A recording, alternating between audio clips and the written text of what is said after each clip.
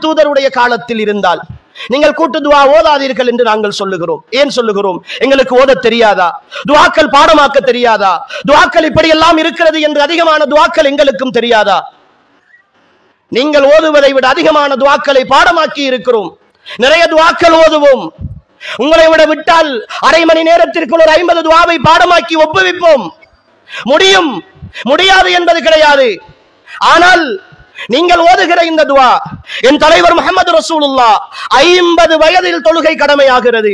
சுமார் 13 ஆண்டுகள் மதீனா காலத்தில் எந்த பயமும் இல்லாத 10 ஆண்டுகள் தனித்துவமான ஜனாதிபதியாக இருந்த காலம். அவரிடத்தில் எத்தனையோ பேர் தேவைகளை கேட்டு அல்லாஹ்விடத்தில் முறையிடுங்கள் என்று வந்தார்கள். அப்பொழுதெல்லாம் அல்லாஹ்விடத்திலே முறையிட்டு அந்த தேவையை இவருக்கு நிறைவேற்றி கொடுப்பதற்காக ரசூலுல்லாஹ் பிரார்த்தித்தார்கள். எத்தனையோ கஷ்டத்தோடு உள்ள சஹாபாக்கள் யுத்தங்களுக்கு செல்லுகிற வேளையில் இருக்கிற நிலை, எவ்வளவோ நெருக்கடிகள், மதீனாவினுடைய பஞ்சம், மதீனாவினுடைய சூழல். அன்புக்குரியவர்களே, உலக வரலாற்றில் நீங்கள் தேடுகிற எந்த செய்திகளிலும் அல்லாஹ்வின் தூதர் ஸல்லல்லாஹு அலைஹி வஸல்லம் ஒரு பர்லு தொழுகைக்கு பின்னால் சஹாபாக்களை ஒன்று சேர்த்து இன்று எங்களுடைய பள்ளி வாசல்களில் நடப்பதை போன்று ரசூலுல்லாஹ் பின்னால் திரும்பி இருந்து துஆ ஓத சஹாபாக்கள் எல்லாம் ஆமீன் சொன்னார்கள் என்பதை காட்டுங்கள் என்றுதானே சொல்கிறோம்.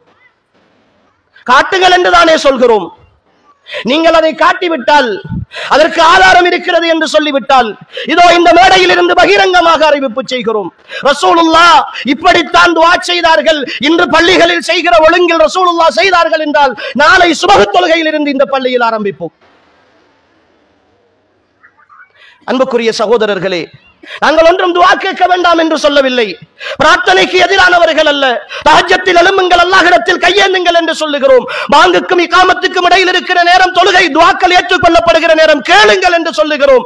அத்தஹியாத்தில் கேளுங்கள் என்று சொல்கிறோம். சுஜூதிலே நீங்கள் விரும்பியதை கேளுங்கள் என்று ரசூலுல்லாஹ் சொல்லி இருக்கிறார்கள். நீண்ட சுஜூதுகளில் அல்லாஹ்விடத்தில் துஆ செய்யுங்கள், அல்லாஹ்வோடு பேசுங்கள் என்று சொல்லுகிறோம். எப்பொழுது நாங்கள் சொன்னோம் துஆக்களுக்கு எதிரானவர்கள் என்று? அஹ்லுஸ் சுன்னாக்கள் எப்பொழுது சொன்னார்கள் துஆக்களுக்கு எதிரானவர்கள்?